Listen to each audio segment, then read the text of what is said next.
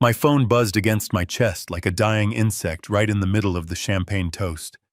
I pulled it out, shielding the screen from the glare of the crystal chandeliers. The message was from Brandon, my only son. It read simply, "You are done here. Do not come into the office tomorrow. Vanessa and I are taking the company in a new direction, and you are just in the way." I looked up across the crowded ballroom. There they were. Brandon holding a glass of vintage Dom Perignon, his arm around Vanessa, his wife. They were smiling at me, a cold, triumphant smile that said they had finally won. I did not scream. I did not throw my glass. I did not storm the stage to remind everyone that I built Ford Logistics from a single rusted van 40 years ago. I just looked down at my phone and typed a single word. Okay. Then I slipped the phone back into my pocket, turned my back on the applause, and walked out into the Seattle rain. I went home to my empty house. I opened my old laptop, the one with the cracked hinge, and I initiated the sequence I had written a decade ago for a day I prayed would never come. I locked the servers. I revoked the leases. I cut the financial lifelines. Then I went to sleep. When I woke up at 6 the next morning, the silence of my house was broken by the frantic buzzing on my nightstand. The screen lit up with a notification that made me smile for the first time in years. 88 missed calls. They thought they had fired me. They did not realize they had just fired themselves. Before I continue this story, please like and subscribe if you believe that respect is something you earn, not something you inherit. Let me know in the comments where you are watching from. To understand why I destroyed my own empire in a single night, you have to understand the night of the gala. It was the 40th anniversary of Ford Logistics. The Grand Hyatt in Seattle was packed with 500 of the wealthiest people in the Pacific Northwest. There were senators, tech moguls, and competitors who had spent decades trying to buy me out. I stood near the back of the room, nursing a glass of sparkling water. I am 70 years old, and my tolerance for alcohol and hypocrisy has faded with time. The room smelled of expensive perfume and ambition. I watched my son Brandon working the room. He looked the part of a CEO. He was 38, handsome, in a tailored Italian suit that cost more than my first car. He had my chin, but he had his mother's eyes. Beatrice. I felt a pang of old grief in my chest. If Beatrice were here, she would have seen through him in a second. She would have seen that his charm was a veneer, a thin layer of gold paint over cheap plastic. Beside him was Vanessa, my daughter-in-law. She was radiant in a silver gown that clung to her like liquid mercury. She was laughing at something a board member said, her hand resting possessively on Brandon's arm. Vanessa was smart. I will give her that. She was the one who convinced Brandon that the company needed to modernize. She was the one who suggested we move our headquarters to a glass tower downtown, tripling our overhead. She was the one who whispered in his ear that I was too old, too cautious, too stuck in the past. I had ignored the warning signs because I wanted my son to succeed. I wanted him to be the man I thought I raised. I transferred 51% of the voting shares to him last year as a show of faith. I thought it would make him step up. Instead, it just made him hungry. The lights dimmed. A spotlight hit the stage. Brandon walked up to the microphone, basking in the applause. He looked powerful. He looked like a king. He cleared his throat and smiled that winning smile. "Welcome, everyone," he said, his voice booming through the speakers. "Tonight, we celebrate 40 years of history. But more importantly, we celebrate the future. For too long, Ford Logistics has been held back by outdated methods and conservative thinking. We have been a sleeping giant. But tonight the giant wakes up." I stiffened. Conservative thinking. That was his code word for me. That was his way of mocking the prudence that had kept us profitable through 3 recessions. He continued, "I am proud to announce a complete restructuring of our leadership. As of tonight, we are shedding the dead weight. We are moving towards a fully automated future, leaner, faster, and younger. Effective immediately, I am assuming full control as chairman of the board. My wife Vanessa will be stepping in as chief operating officer to oversee this transition. The crowd clapped politely, but I saw the confused glances. They were looking for me. They expected me to be on stage. They expected a passing of the torch, a handshake, a hug. Instead, Brandon was announcing a coup. He looked directly at me then. Our eyes met across the room. There was no love in his gaze. There was no gratitude. There was only the cold, hard stare of a predator who thinks he has finally killed the alpha. Then my phone buzzed. I read the text. "You are out. Don't come back." The audacity of it took my breath away. He did not even have the courage to tell me to my face. He did it via text message like a coward breaking up with a high school girlfriend. A security guard I did not recognize stepped into my path as I turned to leave. He was young, bulky, and wearing an earpiece. "Mr. Ford," he said, his voice low and firm. "Mr. Brandon has asked that I collect your access badge and your company phone. You are no longer authorized personnel." I looked at the guard. I could have made a scene. I could have shouted that my name was on the building. I could have told him that I signed his paycheck. But I realized in that moment that it did not matter. Brandon had planned this perfectly. He had the board. He had the shares. He had the security. If I fought now, I would just be a sad, angry old man being dragged out of his own party. I reached into my pocket and pulled out the plastic badge. I handed it to the guard. "Keep it," I said. "You are going to need it more than I do." I walked out into the cool Seattle night. The rain was falling in sheets, blurring the lights of the city. I did not call for my driver. I did not want to see anyone. I walked 3 blocks to the parking garage where I kept my personal vehicle, a 10-year-old pickup truck that I used for gardening. It was the only thing I owned that felt real anymore. I sat in the cab listening to the rain hammer against the roof. I looked at the photo of Beatrice taped to the dashboard. We started this company with 1 truck and a kitchen table full of unpaid bills. We ate ramen noodles for 3 years so we could pay our drivers. We built this empire on sweat and blood, not on stock options and corporate takeovers. And now our son had stolen it to buy yachts and penthouses. I drove home. My house is not a mansion. It is a 4-bedroom place in a quiet neighborhood, the same house Brandon grew up in. He hated it. He called it a relic. He wanted me to sell it and move into a condo, but I kept it because the roses Beatrice planted in the backyard were still blooming. I walked into my study and poured myself a glass of whiskey. I sat down at my desk. The silence of the house was heavy, oppressive. I felt a deep, aching hollow in my chest. It was not just the loss of the company. It was the loss of my son. The boy I played catch with, the boy I taught to drive, the boy I sat beside in the hospital when he broke his arm. That boy was dead. He had been replaced by this stranger in an Italian suit. I opened my laptop. It hummed to life.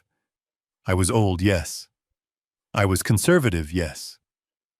But I was not stupid. Brandon thought he understood the company because he read the balance sheets. He thought he owned Ford Logistics because he held the stock certificates. But he had never bothered to read the fine print of the corporate structure I set up 20 years ago when I first incorporated. He did not understand the difference between the operating entity and the asset holding company. You see, Ford Logistics, the company Brandon now controlled, was essentially a shell. It had employees, it had contracts, and it had a brand name. But it did not own a single truck. It did not own a single warehouse.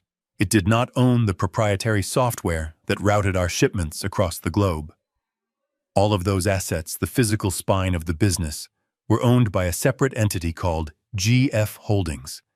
And GF Holdings was owned 100% by me, Garrison Ford. Ford Logistics leased everything from GF Holdings.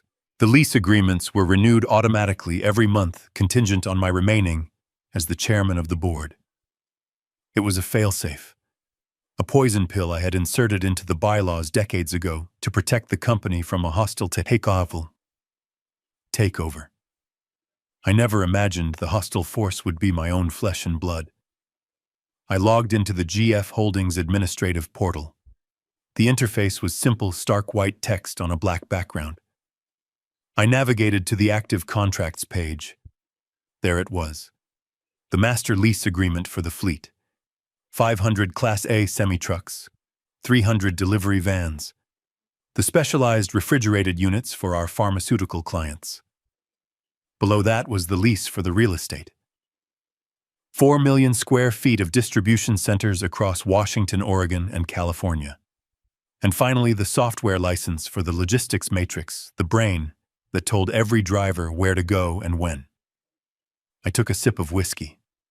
The burn was grounding. I was not doing this out of spite, I told myself. I was doing this because a captain does not let mutineers sail his ship into an iceberg. If Brandon wanted to run the company, he needed to learn what the company actually was. He thought it was a bank account. He was about to learn it was a complex machine that required fuel, and I was the one holding the gas can. I clicked on the fleet lease agreement. I selected the option for immediate termination for cause. The cause was simple: removal of the guarantor. I was the personal guarantor for every piece of equipment. Without me, the insurance policies were void. Without insurance, the trucks could not legally be on the road. I typed in my authorization code. The screen flashed green. Termination processed. Kill switch activated. I moved to the facilities lease. I did the same. And then the software. This was the most brutal cut. The software was cloud-based. I had the admin keys. I revoked the license for Ford Logistics. I changed the root passwords. I locked the API access. It took me less than 20 minutes to dismantle an infrastructure that took 40 years to build. I sat back in my chair. The house was quiet. The rain had stopped. I felt a strange sense of calm. It was done. The bridges were burned. There was no going back. I closed the laptop. I went upstairs, brushed my teeth, and put on my pajamas. I climbed into the bed that was too big for one person. I thought I would toss and turn, but exhaustion pulled me under like a riptide. I slept dreamlessly. When I woke up, the sun was streaming through the curtains. It was a Tuesday. Usually I would be at the office by 6:30 reviewing the overnight manifests. Today I had nowhere to be. I reached for my phone on the nightstand.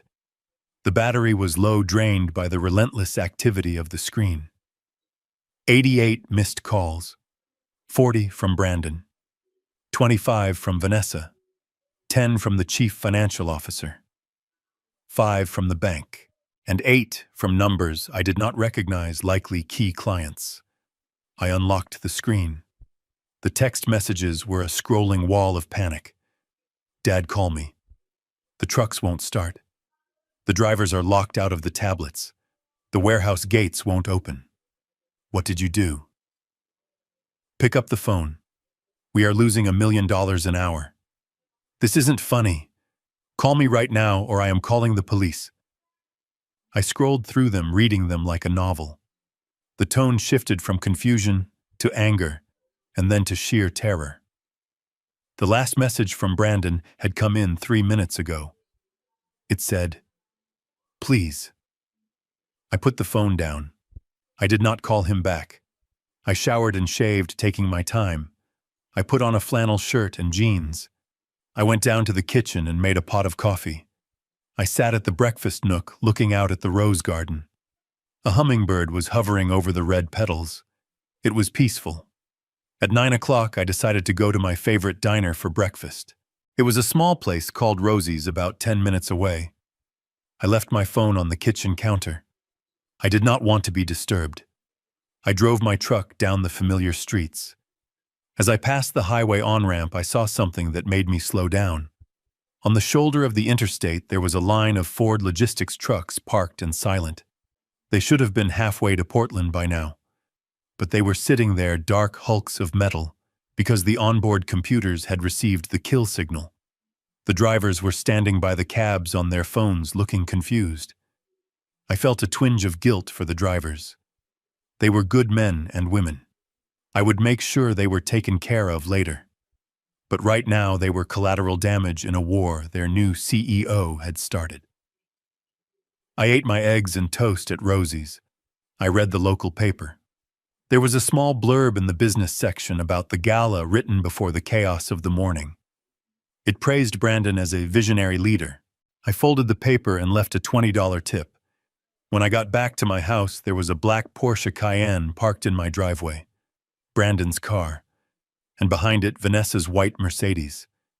They were blocking my garage. I parked my truck on the street and walked up the driveway. The front door of my house was wide open. The lockjam was splintered. They had kicked it in. I walked into my own foyer. I could hear them screaming in my study. "He has to be here! Look for the laptop!" Vanessa was shrieking. "I checked the bedroom, he's gone!" Brandon yelled back. I walked to the doorway of the study. They were tearing the room apart. File cabinets were overturned. Papers were scattered across the floor like snow. My desk drawers were pulled out. Brandon was red-faced, sweating, his tie undone. Vanessa looked like a banshee, her hair wild, ripping books off the shelves. "Can I help you?" I asked calmly, leaning against the doorframe. They both spun around. Brandon looked at me with eyes that were bloodshot and wild. He charged at me, stopping just inches from my face. "What did you do?" he screamed, spit flying from his mouth. "Turn it back on. Turn it all back on right now." "I can't do that," I said. "I'm not an employee. I was fired. Remember, you are done here." That was the text. "You are destroying the company," Vanessa yelled, stepping up beside him. "Amazon just called. They are canceling the contract. Do you know what the penalties are? We will be bankrupt by Friday." "That sounds like a problem for the chairman and the COO, I said. "Not for a retired old man." "You own the assets," Brandon shouted. "You have to lease them to us. It is implicit." "It was a month-to-month lease, Brandon," I said, my voice dropping an octave, becoming hard as stone. "Read the contract. Paragraph 4, Section B. The lessor reserves the right to terminate the agreement immediately upon any change in the executive control of the lessee." "You changed the control. I terminated the lease. It is just business." "You are sick," Vanessa spat. "You are doing this to hurt us. You are doing this because you are jealous." "I am doing this because you stole from me," I said. "You stole the company I built. You thought you could just push me off the cliff and drive away in my car. But you forgot that I own the engine." "Fix it." Brandon grabbed my shirt collar. "Fix it now, or I swear to God." I didn't flinch. I looked at his hand on my flannel shirt. "You broke into my house, Brandon. You destroyed my property, and now you are assaulting me." I reached into my pocket and pulled out my other phone, the burner phone I kept for emergencies. I had already dialed 911 before I walked in the door. I pressed send and put it to my ear. "Yes, this is Garrison Ford at 42 Maple Drive. I have 2 intruders in my home. They have broken down my door and are currently threatening me. Yes, I am armed." I wasn't armed, but saying that usually made the police drive faster. Brandon let go of my shirt, his face turning pale. "You called the cops on your own son." "I called the cops on a trespasser," I said. "Get out of my house." "We aren't leaving until you unlock the system," Vanessa said, crossing her arms. "Then you will leave in handcuffs," I said. We stood there in a standoff. The silence was broken only by the sound of sirens in the distance getting louder. Brandon ran to the window. "They're actually coming," he said, panic rising in his voice. "Vanessa, we have to go. We can't be arrested. The press is already camping out at the office." Vanessa looked at me with pure hatred.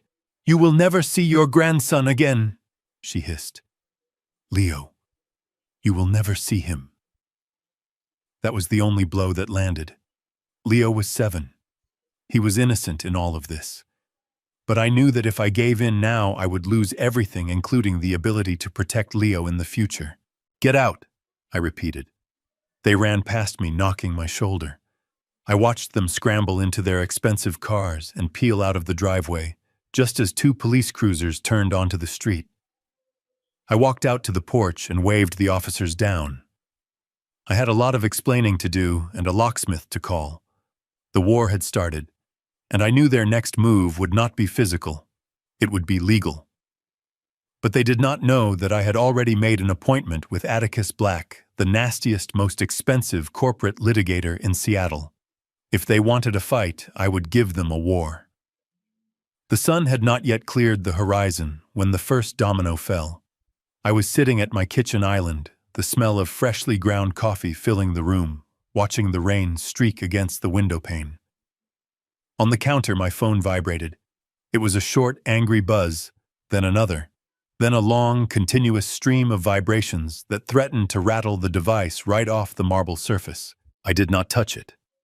I knew exactly what was happening across town at the main distribution hub of Ford Logistics. I could see it in my mind as clearly as if I were standing on the dispatch floor. At 5:45 in the morning, the shift supervisors would have arrived. These were men I had hired 20 years ago, men with mortgages and bad backs and an unshakable work ethic.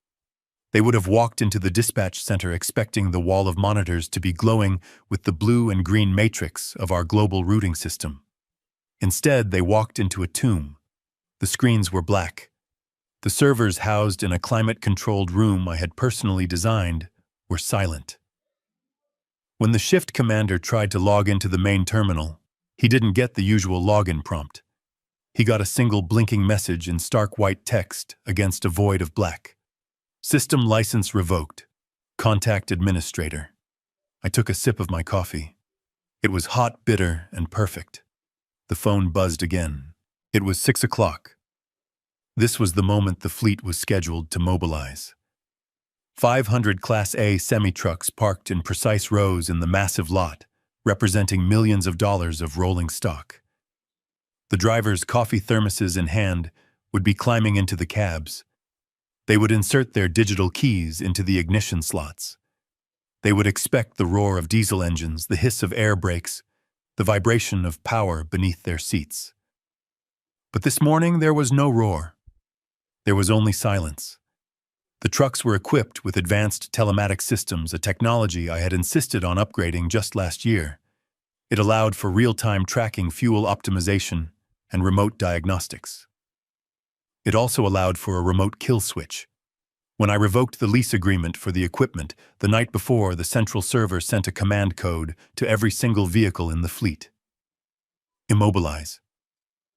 I imagined the scene. 500 drivers turning keys and getting nothing. No dashboard lights. No starter motor crank. Just dead weight. The confusion would turn to frustration within seconds. Men shouting over radios that weren't connecting to the dispatch tower. Yard marshals running from truck to truck, trying to figure out if it was a battery issue, a fuel issue, a mechanical failure. But it wasn't mechanical. It was existential. The trucks didn't belong to Ford Logistics anymore. They belonged to me, and I had taken my keys back. My phone screen lit up with a name. Jerry, the fleet manager. A good man. He called 3 times in a row. I let it go to voicemail. I listened to the message as it transcribed on the screen. "Mr. Ford, you need to get down here. It's the apocalypse. Nothing works. The gates are locked electronically. We can't get the trucks out, and even if we could, they won't start. Brandon isn't answering. Please, boss." What do? I felt a pang of sympathy for Jerry. He was collateral damage. But war is never clean. At 6:30, the first calls from the clients would start coming in. This was the part that would truly destroy Brandon. We didn't just move boxes. We managed just-in-time supply chains for some of the biggest companies on Earth. Amazon, Walmart, Boeing. When a Ford Logistics truck doesn't move, assembly lines stop. Store shelves go empty. Money incinerates. I pictured Brandon in his penthouse downtown. He was likely hung over from the gala, sleeping next to Vanessa, in sheets that cost more than a Honda Civic. He probably thought his first day as chairman would involve a leisurely brunch and maybe a congratulatory massage. The buzzing of my phone changed tempo. It was no longer the steady rhythm of confusion. It was the frantic staccato beat of panic. Brandon. He called once, twice, 5 times. I watched the screen. I could practically hear his voice cracking. He wasn't calling to apologize. He was calling because he was drowning. Then the text messages started pouring in like water through a breached dam. Dad. The system is down. Dad, the trucks are bricked. Dad, Amazon just called the emergency line. They have perishable cargo sitting on the dock. Dad, fix this. Dad, pick up. I visualized the chaos in the boardroom. Brandon, disheveled, still wearing yesterday's suit pants, screaming at the IT director. Vanessa pacing the floor, her face pale, realizing that her MBA buzzwords couldn't fix a hard-coded lockout. They would be trying to bypass the security. They would be calling expensive consultants. And every single one of them would look at the architecture of the system and tell them the same thing. You don't have the keys. Garrison Ford has the keys. By 7:15, the lawyers for our biggest clients would be drafting breach of contract notices. These weren't small claims. These were performance penalties that accrued by the minute. $50,000 for every hour a shipment was delayed. With 500 trucks sitting idle, the liability was accumulating faster than the national debt. Brandon didn't have the liquidity to cover an hour of this, let alone a day. He had spent the company's cash reserves on the rebranding, the office renovation, and the gala. He was naked in a blizzard. I finished my coffee and walked to the window. The rain had stopped, leaving the world washed clean and gray. I saw a police cruiser drive slowly past my house, likely on patrol, unaware that inside a man was systematically dismantling a corporate empire with nothing but silence. At 7:30, my phone rang with a number I recognized. It was the vice president of logistics for Amazon's Northwest division, a man named Sarah. She was tough fare, and she liked me because I never made promises I couldn't keep. I let it ring. If I answered, I would have to lie, or I would have to tell the truth. If I lied, I broke my code. If I told the truth, I exposed myself to a lawsuit before I was ready. Silence was my shield. I checked the status of the bank accounts on my tablet. The operating account for Ford Logistics was already showing red flags.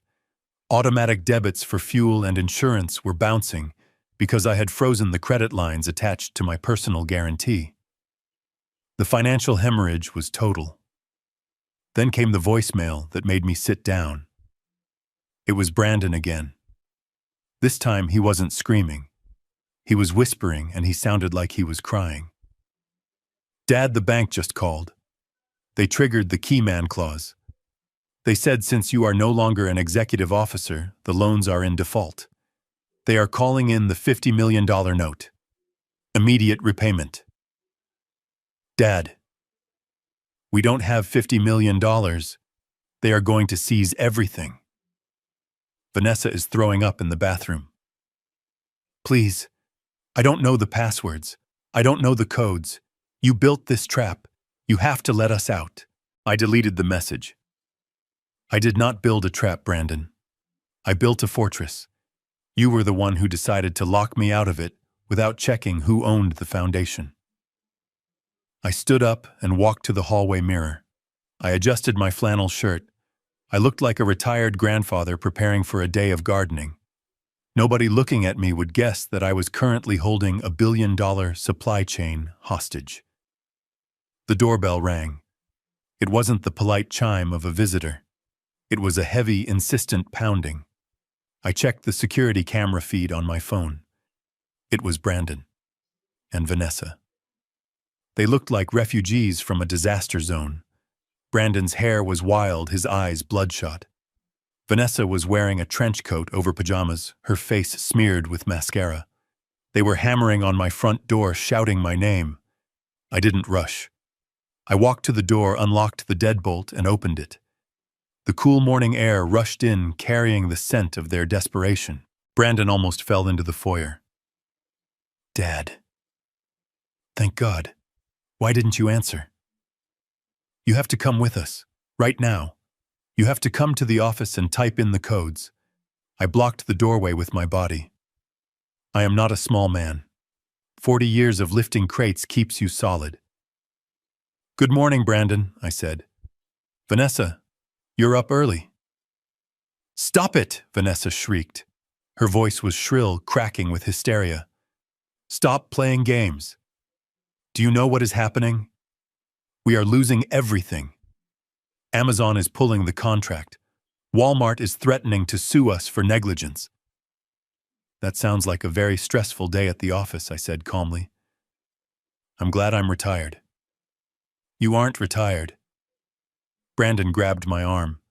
His grip was weak, trembling. You are sabotaging us. This is illegal. You can't just turn off a company. I pulled my arm away. I didn't turn off a company, Brandon. I repossessed my property. You fired me, you told me to leave, you said you wanted to take the company in a new direction. Well, you can't take my trucks in that direction. You can't use my software to navigate that direction. And you certainly can't use my money to pay for the fuel. We own the company, Vanessa yelled, stepping forward, her finger pointing in my face. We own 51% of the stock. You own 51% of a management company, I corrected her. A management company that manages assets it does not own. A management company that is currently in breach of its lease agreement for non-payment and unauthorized change of control.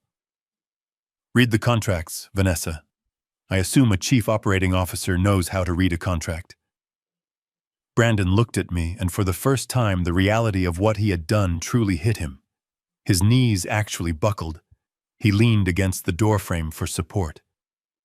The key man clause, he whispered. The bank called the note. I know, I said. I signed that clause 20 years ago. It states that if Garrison Ford is removed from active management, without the bank's prior written consent, all debts become immediately due and payable. Did you get the bank's consent before you humiliated me at the gala? Brandon stared at the floor. No. Then you are in default. And since the company has no assets to seize because I own them all, the bank will be looking at the personal guarantees. Who signed the personal guarantees for the expansion loan last year? Brandon. His face went the color of ash. I did. And you, Vanessa? I said, looking at her. You co-signed. I remember. You wanted the credit boost so you could buy that vacation home in Aspen. Vanessa made a sound like a wounded animal, so I continued, my voice devoid of pity. The bank isn't just going to take the company bank accounts. They are going to take your penthouse. They are going to take your cars. They are going to take your vacation home. They are going to take your personal savings. You are going to be destitute by Friday. Fix it! Vanessa screamed, lunging at me. Her nails were aiming for my face. It was a primal, violent reaction. I caught her wrist before she could touch me. I held it firmly, pushing her back. Get off my property! You have to fix it! Brandon was crying now, tears streaming down his face. Dad, please. I'm your son. You can't let us go bankrupt. You can't let us go to jail. There's fraud involved, Dad. We moved money. If the auditors come, we're dead. I froze. Fraud. I knew they were incompetent. I knew they were greedy. But I didn't know they were criminals. Not yet. What did you say? I asked, my voice dropping to a whisper. We borrowed against the operating fund, Brandon blubbered, to pay for the gala, to pay for the bonuses. We thought we would pay it back when the new contracts came in. But if the contracts are canceled... Embezzlement, I said. You embezzled corporate funds. It was a loan. Vanessa insisted, rubbing her wrist where I had grabbed her. It's embezzlement if you don't disclose it to the board, and I said. And since I was the chairman until last night and I didn't know about it, that makes it a felony. Get out, I said. I slammed the door in their faces. I locked the deadbolt. I leaned my forehead against the cool wood of the door. My heart was breaking, but my resolve was hardening into diamond. My son wasn't just a failure. He was a thief, and he had tried to steal from the only person who had ever truly loved him. I walked back to the kitchen. My phone was still buzzing. 89 missed calls. 90. The world outside was burning down. But in here it was just me and the silence. I picked up the phone. I didn't call Brandon. I dialed a number I hadn't used in years. Atticus Black, attorney at law. The Shark of Seattle. Garrison Atticus answered on the first ring. His voice sounded like gravel and expensive scotch. I heard about the gala. I was wondering when you'd call. I need you to file an injunction, I said. And I need you to prepare a foreclosure notice. On who, Atticus asked, though I could hear the smile in his voice. On my son, I said. Burn it all down, Atticus. Every last brick. I heard the tires screech before I heard the engine cut. It was the distinct, aggressive sound of high-performance rubber shredding against asphalt, a sound that belonged on a racetrack, not in the driveway of a 70-year-old man who spent his mornings pruning roses. I remained seated in my leather armchair in the study, the one Beatrice had bought me for our 30th anniversary. I did not get up to look out the window. I did not need to. I knew exactly who was outside. I knew because the silence of my phone had finally been broken, not by a ringtone but by the physical proximity of the chaos I had unleashed. The heavy oak front door of my house was locked. The deadbolt was engaged. It was a solid door, built to withstand Seattle storms and the passage of time. But it was not built to withstand the hysterical rage of a man who has just watched his inheritance evaporate into the cloud. The first blow shook the house. It was a dull, heavy thud that rattled the picture frames on the hallway walls. Then came the second, and the third. I heard the wood splintering, a sharp, agonizing crack that sounded like a bone breaking. Then came the crash of the door hitting the interior wall, followed by the frantic clicking of high heels on the hardwood floor and the heavy, stomping tread of Italian leather loafers. They were inside. My sanctuary had been breached. For 40 years, this house had been a place of peace.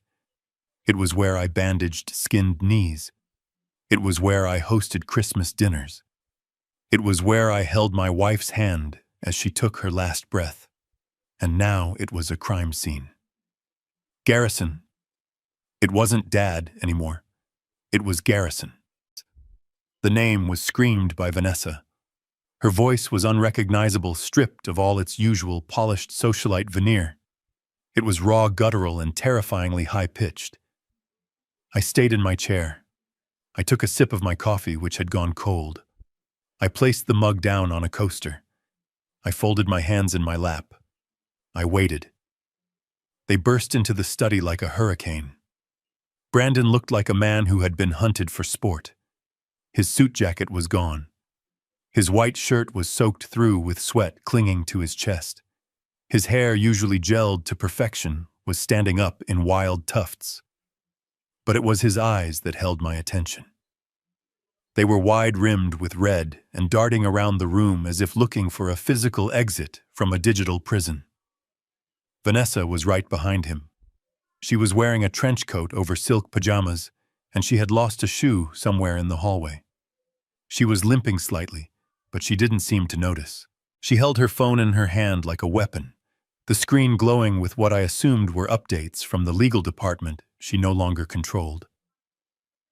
"Fix it," Brandon wheezed.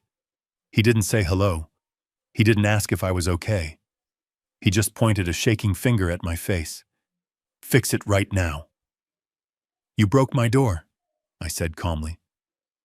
My voice was low, steady, a stark contrast to the hysteria vibrating off them. "That was solid mahogany. It will cost $3,000 to replace." "I don't care about your door," Brandon screamed, stepping forward and sweeping a stack of papers off my desk. They fluttered to the floor like dead leaves. Do you have any idea what is happening out there? The stock is in freefall. The board is calling for an emergency vote of no confidence. Amazon has triggered the penalty clauses. We are bleeding $5 million an hour. That sounds like a management issue, I said. And as you reminded me last night via text message, I am no longer management. I believe the phrase was, "You are done here." You are a monster, Vanessa hissed, stepping around Brandon to get closer to me. She smelled of stale champagne and fear. You planned this. You sat there at the gala drinking your water, planning to ruin us. You are a sick, vindictive old man. I am a landlord, I corrected her. And you are a tenant who stopped paying rent. It is a simple transaction, Vanessa. You wanted the company, you got the company, but you forgot that a logistics company without trucks is just a list of angry customers. We own the trucks, Brandon roared. He slammed his fists onto my desk, leaning over me. It is Ford Logistics. My name is on the side of the cab. Your name is Paint, I said. Vinyl decals, easily removed. The VIN numbers, however, are registered to GF Holdings. The titles are in my safe deposit box. The insurance policies are in my name. You don't own the trucks, Brandon. You don't own the warehouses. You don't even own the chair you are sitting in at the office. You lease them. And leases have terms. It was an implied contract, Brandon argued, his voice cracking. We have been operating this way for 20 years. You can't just change the rules because your feelings got hurt. I didn't change the rules, I said. I enforced them. Clause 14, Section C. The lessor reserves the right to terminate all agreements immediately upon a change of control event not approved in writing by the lessor. You staged a coup, Brandon. That is a change of control. You fired the man who owns the assets. Did you really think I would let you keep using my property to drive me into obsolescence? Brandon stared at me, his mouth opening and closing. I could see the gears turning in his head, grinding against the rust of his arrogance. He had never read the contracts. He had been too busy picking out the upholstery for the corporate jet. He had assumed that because I was his father, the business was communal property. He had assumed that my love for him was a weakness he could exploit. Dad, he said, his tone shifting suddenly from aggression to a pathetic, wheedling whine. Dad, look, we made a mistake. Okay, we were excited. We wanted to make a splash. We didn't mean to cut you out completely. We wanted to modernize. We can fix this. You can come back. We will give you a seat on the board. Emeritus status. We will issue a press release. Emeritus. I repeated the word, tasting the bile in it. That means honorary. That means powerless. That means I get a plaque, and you get my life's work. It is better than nothing, Vanessa interjected, which is what you are going to have if you keep this up. If the company goes under, your assets are worthless. Who are you going to lease the trucks to? No one can absorb that much capacity overnight. You are cutting off your nose to spite your face.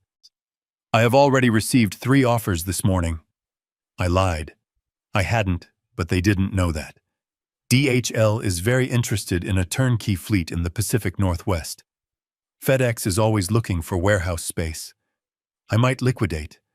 I might retire for real. I have enough money to live for 1,000 years, Vanessa. Do you? The color drained from her face. She knew the answer.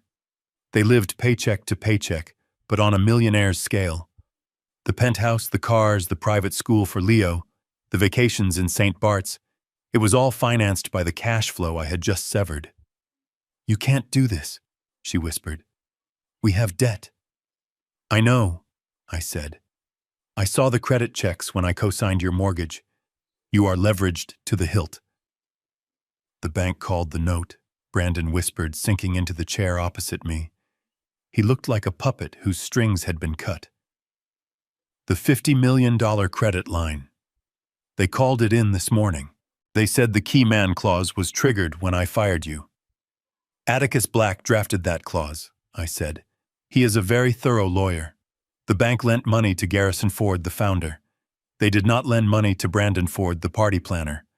Without me at the helm, their risk assessment models go into the red. They want their money back before you spend it on rebranding consultants. We don't have $50 million, Brandon said, tears starting to leak from his eyes. We don't even have $5 million. We spent the reserves on the buyback to get the majority shares. Dad, if they foreclose, they take everything. They take the house, they take my personal accounts. I will be on the street. Then you should have thought about that before you tried to kill the king, I said coldly. How can you be so cruel? Vanessa screamed, lurching toward me again. He is your son. He is your flesh and blood. You are supposed to protect him. I did protect him, I shouted back, standing up for the first time. My sudden movement startled them. I am 70, but I am 6'2", and I have spent my life moving heavy things. I protected him his entire life. I gave him a job he wasn't qualified for. I gave him a salary he didn't earn. I gave him shares he didn't pay for. I protected him from the world, and all it did was make him soft, entitled, and treacherous. I am done protecting him. Now I am teaching him. You are destroying his family, Vanessa yelled. What about Leo, Huh? What about your grandson? Are you going to put a 7-year-old on the street? Because that is what you are doing. If we lose the house, Leo loses his home. He loses his school. He loses his friends. Is that the lesson you want to teach, that Grandpa loves his ego more than his family? I felt a sharp pain in my chest at the mention of Leo. Leo was innocent. Leo was the only good thing that had come out of this toxic union. But I knew that if I yielded now, if I let them use Leo as a human shield, I would never be safe. They would use him again and again. They would hold him hostage for the rest of my life. Leo will always have a home, I said, my voice shaking slightly. My home. If you end up on the street, I will petition for custody. I have the means to provide for him. You apparently do not. You will never see him again. Vanessa spat, her face contorted with malice. I will take him away. I will move to the other side of the country. I will tell him his grandfather is a monster who destroyed his parents. He will grow up hating you. I promise you that.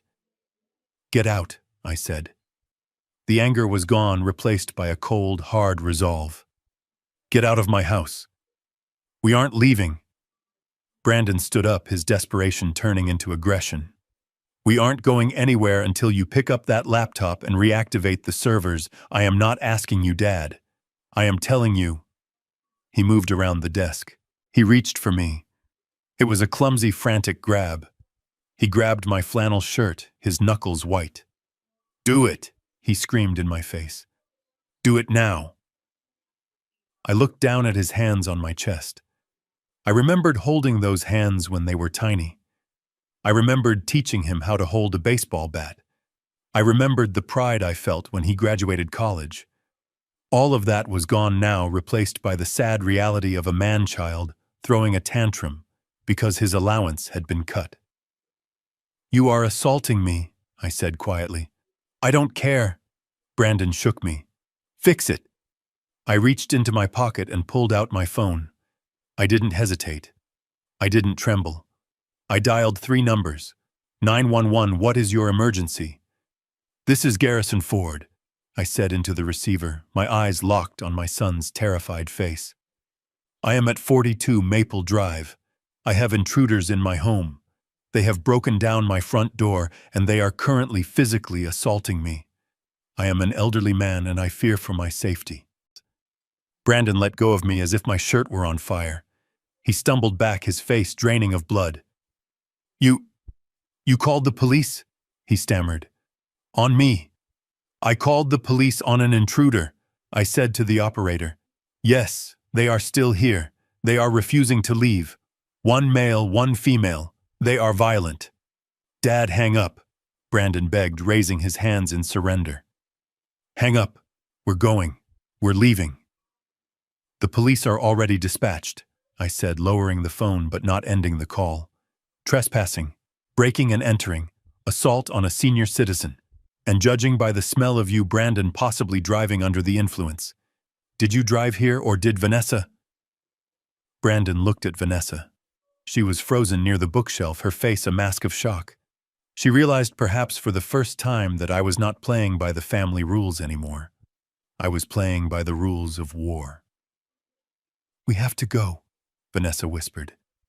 "Brandon, if the cops come, the press, if there is a mugshot, the investors will pull out completely. It will be the final nail." "Go," I said. "Run. Maybe you can outrun the sirens, but you can't outrun the bank."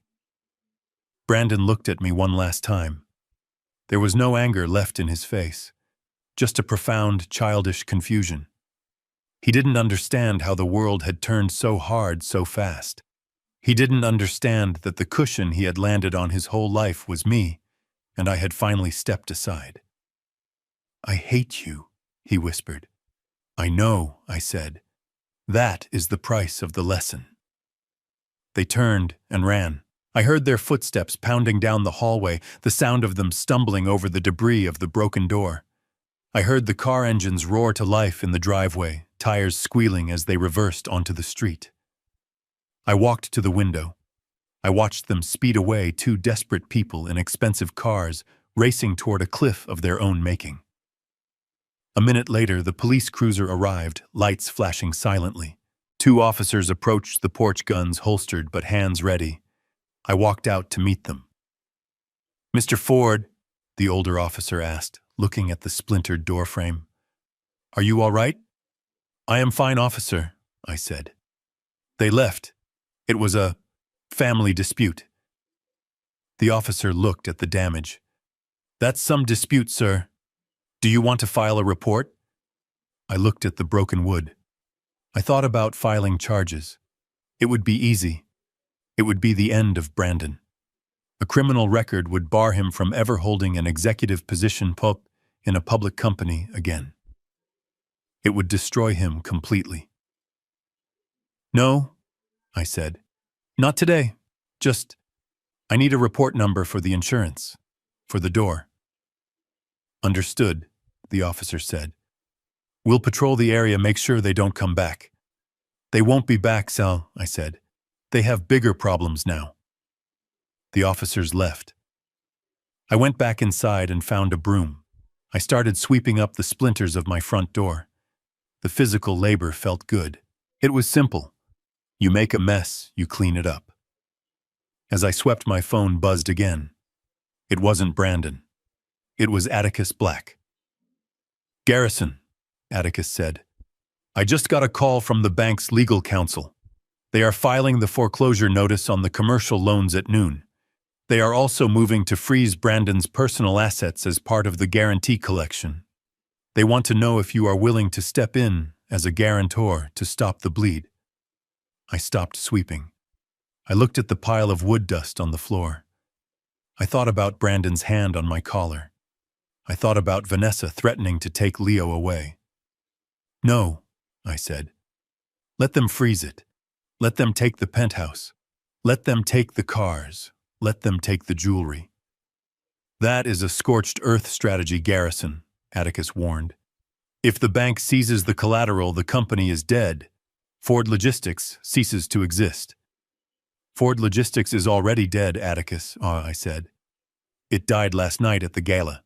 Let the bank strip the carcass. I will be waiting to buy the bones." "The bones?" Atticus asked. "The debt," I said. "When the bank auctions off the bad debt, I want to buy it. I want to be the one holding the paper on my son's life. I want to own his failure." Atticus chuckled, a dry sound like autumn leaves. "You are a cold man, Garrison Ford." "I am a father," I said, "and my son needs to learn that you cannot build a castle on land you do not own." I hung up. I finished sweeping. Then I went to the kitchen, made a sandwich, and sat down to wait for the inevitable collapse. The silence in the house was absolute, but for the first time in 24 hours, it didn't feel lonely. It felt clean. The process server arrived at my door exactly 2 hours after the police left. He was a small man in a cheap suit who looked like he would rather be anywhere else. He handed me a thick envelope, muttered a generic apology, and practically ran back to his car. I did not need to open it to know what it was. It was a summons. Brandon was suing me. I took the envelope into the kitchen and opened it on the counter right next to the pile of sawdust I had swept up from the broken door. The legal language was aggressive and desperate. Emergency motion for injunctive relief, tortious interference with business relations, breach of fiduciary duty, intentional infliction of economic harm. They were throwing every legal stone they could find, hoping one would hit me hard enough to make me flinch. They wanted a judge to order me to unlock the servers and release the trucks immediately. They were claiming that my actions were malicious and that the survival of the company depended on judicial intervention. I picked up my phone and called Atticus Black. "I have it," I said when he answered. "Good," Atticus replied.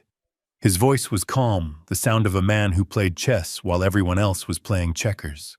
"The hearing is set for 2 o'clock this afternoon. Judge Sterling. He is a tough old bird. He hates family drama, but he hates contract breaches even more. Wear a tie, Garrison. We are going to court."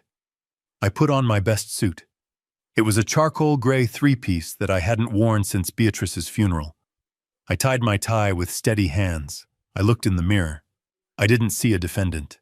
I saw a man who was about to put a wounded animal out of its misery. The courthouse was the imposing building of granite and glass downtown. I walked up the steps, ignoring the few reporters who had already gathered. News of the Ford Logistics collapse had leaked. The business press smelled blood. I saw Brandon and Vanessa standing near the metal detectors. They had cleaned themselves up. Brandon was wearing a fresh suit, though it looked slightly too big for him, as if he had shrunk in the wash. Vanessa was wearing a conservative navy dress and pearls, trying to look like the victim. They were talking to a lawyer I recognized, Preston Thorne. He was a flashy litigator known for high-profile divorces and media stunts. He was expensive, loud, and entirely the wrong choice for a complex corporate contract dispute. They saw me coming. Brandon looked away, unable to meet my eyes. Vanessa glared at me, her jaw set tight.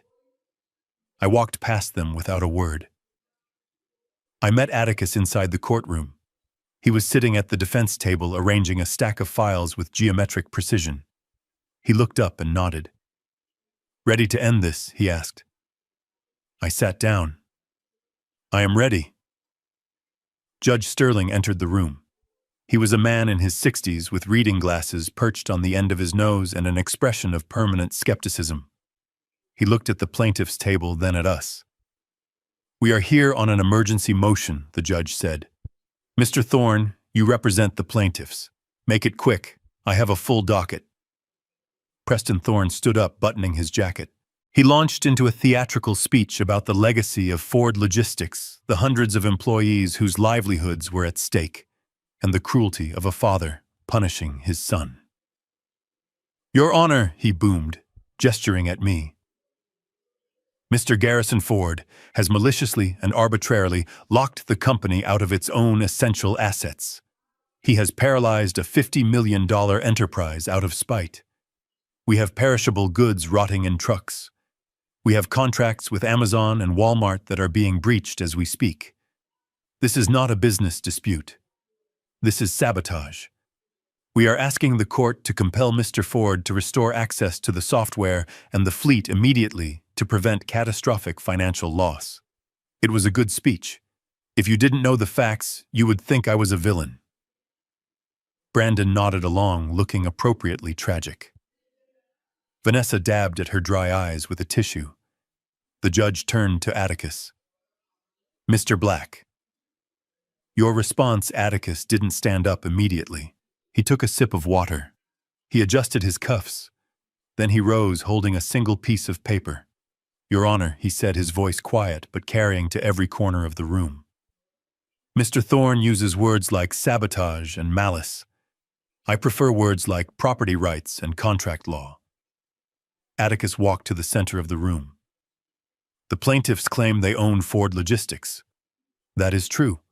They own the stock. However, Ford Logistics does not own the trucks. It does not own the warehouses. It does not own the software. It leases them. And the lease agreement which I have here clearly states in Article 14 that the lessor, my client, may terminate the agreement without notice if there is an unauthorized change in control. Atticus handed the paper to the bailiff to give to the judge. Mr. Brandon Ford fired his father via text message. Atticus continued. He removed the founder from the building. That is a change in control. My client simply exercised his contractual right to protect his assets from an inexperienced management team that had just decapitated the company's leadership. This is a repossession, Your Honor. It is no different than Hertz taking back a rental car when the driver stops paying. Preston Thorne jumped up. Objection. This is a bad faith argument. The assets were always intended to be part of the company operations. It was an implied partnership. It was a written contract, Atticus countered sharply, signed by Brandon Ford himself 3 years ago. If he didn't read it, that is negligence, not an implied partnership. The judge looked over his glasses at Brandon. Mr. Ford, did you sign this lease agreement? Brandon stood up, his legs shaking. I sign a lot of paperwork, Your Honor. It was just a formality. My dad, Garrison, he always said the company was mine eventually. Eventually is not today, the judge said. He turned back to Thorne. Counsel, you are asking me to force a private citizen to lend his personal property to a company that just fired him. That is a high bar. But the economic damage, Thorne argued. The innocent employees. The economic damage was caused by the plaintiff's decision to trigger a crisis they were unprepared to manage, Atticus said. And speaking of economic damage, Your Honor, there is another matter that makes this request for equitable relief impossible. Atticus walked back to our table and picked up a thick black binder. This was it, the weapon we had been saving. Equity demands clean hands, Your Honor, Atticus said. A plaintiff cannot ask the court for help if they have come to the court with unclean hands. And the hands of Mr. Brandon Ford and Mrs. Vanessa Ford are filthy. Vanessa stiffened in her seat. Brandon looked confused. Thorne looked wary. What are you talking about? Thorne asked. Atticus opened the binder. During the brief period between the firing of my client and this hearing, we conducted a forensic audit of the shared accounts between Ford Logistics and the operating fund to which my client had access as the guarantor. Atticus pulled out a spreadsheet with red tabs. We discovered a series of irregularities, Atticus said. Over the past 18 months, $2 million was transferred from the company's capital improvement fund into a shell corporation registered in the Cayman Islands under the name V&B Consultants. The room went deadly silent. I looked at Brandon. His face had gone from pale to a sickly gray. Vanessa stopped dabbing her eyes and gripped the edge of the table until her knuckles turned white. These funds were marked in the company ledger as marketing expenses and software development fees, Atticus continued. However, we traced the disbursements from V&B Consultants. They were not used for software. Atticus pulled out a glossy photograph. It showed a 40-foot yacht docked in a marina in Miami. This is the Sea Spirit, Atticus said. Purchased 6 months ago for $1.2 million. The title is held by V&B Consultants. The primary beneficiaries of that entity are Brandon and Vanessa Ford. He pulled out another photo. This one was a receipt from a high-end jeweler in Seattle. And this is a receipt for a diamond tennis bracelet and a Patek Philippe watch totaling $400,000, paid for by a wire transfer from V&B Consultants. Atticus dropped the photos on the plaintiff's table. They landed with a soft slap that sounded like a gunshot. Your Honor, Atticus said, his voice turning hard. This is not a business dispute. This is grand larceny. This is embezzlement. The plaintiffs drained the company's reserves to buy toys, while the business was operating on credit guarantees provided by my client. They are insolvent not because my client locked the doors, but because they looted the vault. So on. Preston Thorne looked at his clients. He looked at the photos. He looked at the spreadsheet. He realized in that moment that his career was flashing before his eyes. He stepped away from Brandon and Vanessa, physically creating distance between himself and the radioactive fallout. "I didn't know about this," Thorne whispered to the judge. "I was not informed." Brandon stood up. "It wasn't stealing," he shouted, his voice cracking. "It was a loan. We were going to pay it back. The company was making money. We deserved a bonus. We worked hard." Vanessa grabbed his arm, trying to pull him down. "Shut up, Brandon." "Shut up!" Judge Sterling slammed his gavel down. The sound echoed like a thunderclap. "Sit down," the judge roared. Brandon collapsed into his chair, burying his face in his hands. "Mr. Black," the judge said, his voice icy. "Are these documents authenticated?" "They are, Your Honor," Atticus said. "Bank records, wire transfers, and title deeds. We are prepared to submit them to the district attorney's office immediately." The judge looked at Brandon and Vanessa with an expression of pure disgust. "Motion for injunctive relief is denied," the judge ruled. "Mr. Ford, you have every right to protect your assets from what appears to be massive criminal fraud." The judge turned to the bailiff. "Secure this courtroom. No one leaves until the sheriff's deputies arrive. I am referring this matter to the district attorney for immediate investigation into corporate embezzlement and fraud. Mr. Thorne, I suggest you advise your clients of their Fifth Amendment rights, because they are going to need them." Vanessa let out a wail that wasn't human. She looked at me across the aisle. Her eyes were filled with hate, but underneath the hate was a terrifying realization. The game was over. The house of cards hadn't just fallen. It had caught fire. I stood up. I buttoned my jacket. I looked at Brandon. He was sobbing quietly, his shoulders shaking. He didn't look at me. He couldn't. Atticus closed his briefcase. "That went well," he murmured. We walked toward the exit. As I passed the plaintiff's table, Vanessa lunged. She didn't try to hit me this time. She grabbed my sleeve. "Garrison, please," she begged, her voice a frantic whisper. "Leo. Think of Leo. If we go to jail." "What happens to him?" I pulled my arm away, gently but firmly. "Leo will be fine," I said. "I will make sure of that." "But you should have thought about Leo before you bought a yacht with stolen money." I walked out of the courtroom. The reporters were waiting in the hall, their cameras flashing. They shouted questions. "Mr. Ford, is it true the company is bankrupt? Mr. Ford, are you pressing charges against your son, Mr. Ford?" What happens next? I ignored them. I walked down the marble steps of the courthouse and out into the afternoon sun. The air smelled of exhaust and city rain. I took a deep breath. It hurt. It hurt to breathe because every breath was a reminder that my son was a criminal. But it was a clean pain. It was the pain of a surgeon who has just cut out a tumor. My phone buzzed in my pocket.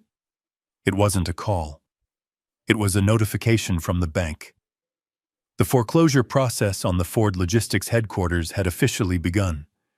The $50 million domino had fallen. I got into my truck. I sat there for a moment watching the courthouse doors. 10 minutes later, I saw them. Brandon and Vanessa, flanked by deputies, being led out a side door toward a waiting police van. They weren't in handcuffs yet, but they were in custody for questioning. Brandon looked small. He looked like a child who had lost his parents in a crowd. I put the truck in gear and drove away.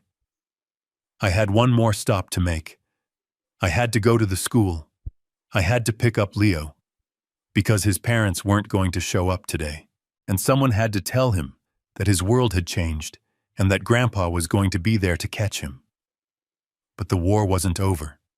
The company was dead, yes, but the debt remained. And the debt was the key to the final lesson. I drove toward the bank.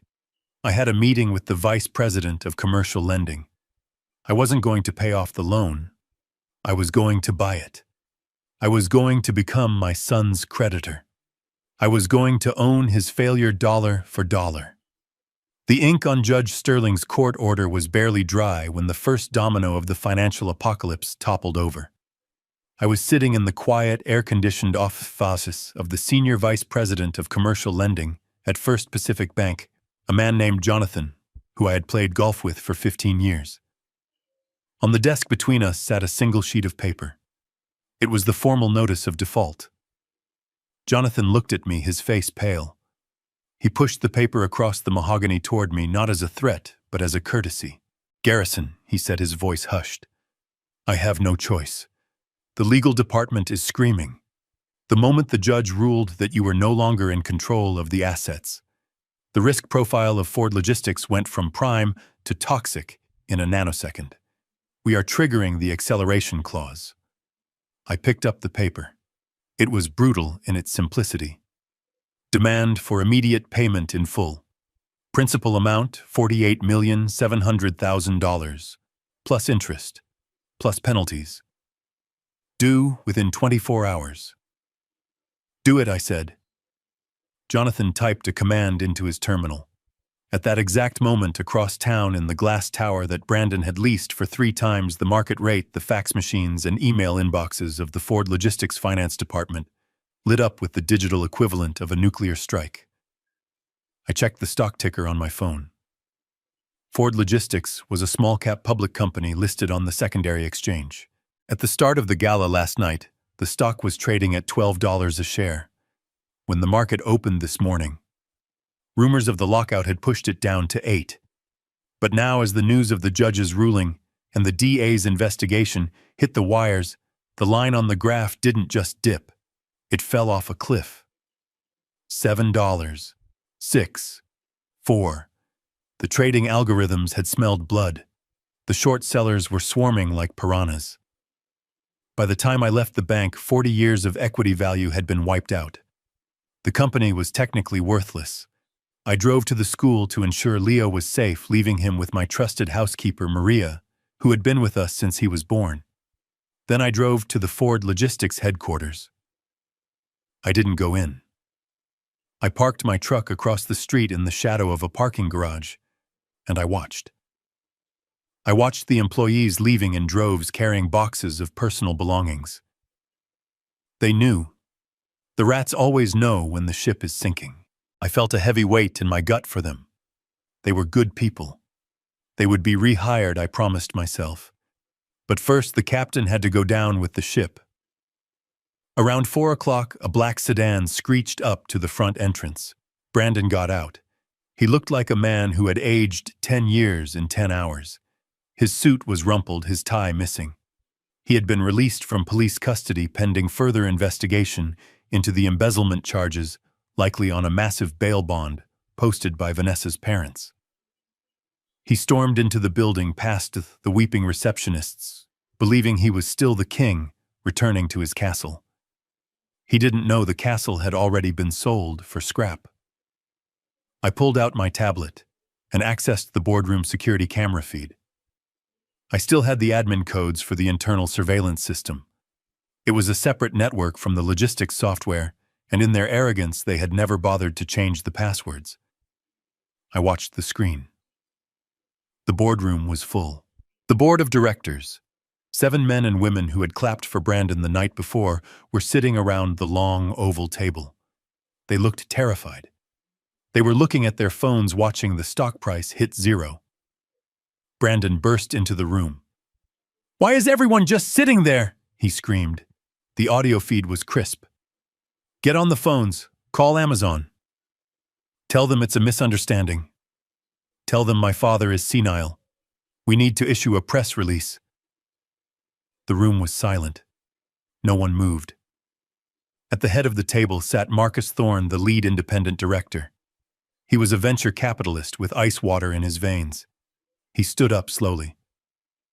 "Sit down, Brandon," Marcus said. "I don't have time to sit down," Brandon yelled, pacing frantically. "We have to stop the bleeding." Vanessa is working on a bridge loan from her contacts in Hong Kong. We can fix this. I just need 48 hours. You don't have 48 minutes, Marcus said. We just received the notice from First Pacific. The debt has been called. We are insolvent. My dad will pay it, Brandon said, his voice trembling with a manic desperation. He's just teaching me a lesson. He won't let the company actually die. He built it. He loves it too much. He loves the company, Marcus said. He clearly does not love what you turned it into. And frankly, neither do we. What is that supposed to mean? Brandon snapped. It means we know about the yacht, Brandon, a female board member said from the end of the table. She threw a copy of the court transcript onto the polished wood. We know about the Cayman Islands accounts. We know about the $2 million. Brandon froze. That was authorized. It was a strategic reserve allocation. It was theft, Marcus said. And because of your strategic allocation, we are all potentially liable for failure of oversight. Do you know what happens when the SEC gets wind of this? We aren't just looking at bankruptcy. We are looking at federal indictments. I am the chairman, Brandon shouted, slamming his hand on the table. I hold the voting shares. You can't talk to me like this. You hold 51% of the shares, Marcus corrected him. But 40% of those shares are Class B restricted stock contingent on performance milestones that you have spectacularly failed to meet in the last 24 hours. Read the bylaws your father wrote, Brandon. The moral turpitude clause.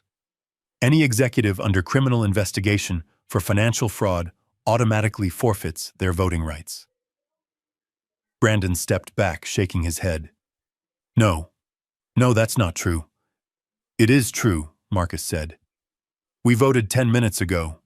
With your voting rights suspended, the remaining board voted unanimously. Marcus slid a single sheet of paper down the long table. It stopped right at the edge, directly in front of Brandon. You are fired, Brandon, Marcus said. Effective immediately. You are removed as CEO and chairman. You are stripped of all executive powers. Security is on the way up to escort you from the building. Brandon looked at the paper. He looked at the faces of the people who had toasted him with champagne less than 24 hours ago. He saw no sympathy. He saw only self-preservation. You can't do this, Brandon whispered. I am Ford Logistics. Ford Logistics is a corpse, Marcus said brutally. And you are the one who held the knife. We are just trying to salvage enough scraps to pay our own legal fees. The doors to the boardroom opened. 2 security guards entered. They weren't the young guys Brandon had hired. They were the old guard men I had known for years, men Brandon had fired just yesterday. I had made a call to the security contractor. They were happy to reinstate the senior team. Mr. Ford, the head guard said, his voice devoid of emotion. We need your badge. Brandon looked at the guard. He looked at the board. He looked at the window where the Seattle rain was starting to fall again. He realized finally that there was no bottom to this fall. He wasn't just losing his job. He was losing his identity. My dad, Brandon choked out. Call my dad. He'll vouch for me. Your father is the one who sent us the evidence regarding the embezzlement, Marcus said. He isn't going to save you, Brandon. He is the one pressing the charges. Brandon made a sound like a suffocating animal. He reached for his chest as if he were having a heart attack, but it was just the crushing weight of reality. He slumped into a chair, burying his face in his hands. Get him out of here, Marcus ordered. The guards approached. They didn't rough him up. They just took him by the arms, lifted him out of the chair, and walked him to the door. He didn't fight. He dragged his feet, a dead man walking. As they hauled him out into the hallway, his phone fell from his pocket and slid across the floor. No one picked it up. On the screen, visible even through the security camera resolution, a notification popped up. It was a margin call from his personal brokerage account. His personal assets were being liquidated to cover the leveraged positions he had taken on the company stock. He was broke. I closed the laptop. I sat in my truck, watching the front doors of the building. 5 minutes later, Brandon stumbled out onto the sidewalk. He didn't have a box of belongings. He didn't have a coat. He just stood there in the rain, looking up at the glass tower that bore his name, a name he had disgraced. He reached into his pocket for his car keys, then stopped. He remembered. The bank had already sent the tow trucks for the company cars. His Porsche was gone. He stood on the curb, shivering. He looked left. He looked right. He had no friends. He had no wife. Vanessa was likely already packing her bags or talking to a divorce lawyer to save herself. He had no father. I started the engine of my truck. I could have driven over there. I could have rolled down the window and offered him a ride. I could have taken him home, given him a hot meal, and told him it would be okay. That is what a father does, isn't it? A father forgives, but a father also teaches, and some lessons only stick when you are wet, cold, and completely alone. I put the truck in gear and drove away, leaving my son standing in the rain, staring at the ruins of the empire he thought he deserved. I had a meeting with the bankruptcy trustee. I had to set up the shell company. Phoenix Holdings was about to make its first acquisition. I was going to buy my own company back for pennies on the dollar, and I needed to make sure the paperwork was perfect. Because when I offered Brandon a job next week, I needed to be sure he understood exactly who signed the checks. The rain had turned into a relentless, freezing drizzle that coated Seattle in a layer of gray despair. I was sitting on my porch, a blanket over my legs, watching the streetlights flicker. The silence was heavy, broken only by the occasional passing car. My phone had finally stopped buzzing. The 88 missed calls had turned into a digital graveyard of unanswered pleas. Brandon had gone silent. I assumed he was somewhere drowning his sorrows in cheap liquor now that his credit cards were declined at the clubs. But the silence of the night was deceptive. In the world of corporate collapses, the night is when the real predators come out to feed. At 10:30, a solitary pair of headlights cut through the gloom. It wasn't a sports car. It was a rideshare sedan, a Toyota Camry that looked like it had seen better days. It pulled up to the curb, idling for a moment, before the back door opened. Vanessa stepped out. She wasn't wearing the silk trench coat or the designer heels she had worn during the invasion of my home just yesterday. She was wearing jeans and a hooded sweatshirt, her hair pulled back in a severe, messy bun. She carried a large duffel bag slung over her shoulder. She looked around nervously, scanning the street for police or reporters before walking up my driveway. She didn't stomp this time. She crept. I didn't move from my chair. I watched her approach. She saw me sitting in the shadows of the porch and stopped at the bottom of the steps. The motion sensor light flicked on, bathing her in a harsh, unforgiving white glare. It highlighted the dark circles under her eyes and the tremor in her hands. "Garrison," she whispered. Her voice was raspy, stripped of its usual haughty cadence. "Can I come up? It is freezing." I stayed silent for a long moment. I could have told her to leave. I could have called the police again. But curiosity is a powerful thing. I wanted to see what a rat looks like when it is trying to negotiate with the trap. "Sit," I said, gesturing to the wicker chair on the other side of the porch table. She walked up the steps and sat down, dropping the heavy duffel bag at her feet with a metallic clank. She pulled her sleeves down over her hands, shivering. "I brought you something," she said, reaching into her pocket. She pulled out a set of keys and placed them on the table. They were the keys to the penthouse. "I don't need those," I said. "The bank owns that apartment now." "I know," she said. "But I thought you should have them, in case there is anything of Brandon's you want to save before the locks are changed tomorrow." She was starting with a peace offering. It was a classic negotiation tactic. Give something worthless to establish a rapport. "Where is my son?" I asked. "I don't know," she said, looking down at her hands. "He didn't come home last night. After the security guards threw him out, he just vanished. I think he is at a motel, or maybe sleeping in his car. He wouldn't answer my calls. You are his wife, I said. You didn't go look for him. He is a grown man, Garrison, she snapped, a flash of her old fire appearing before she quickly tamped it down. And honestly, he is dangerous right now. He is unstable. You saw him yesterday. He attacked you.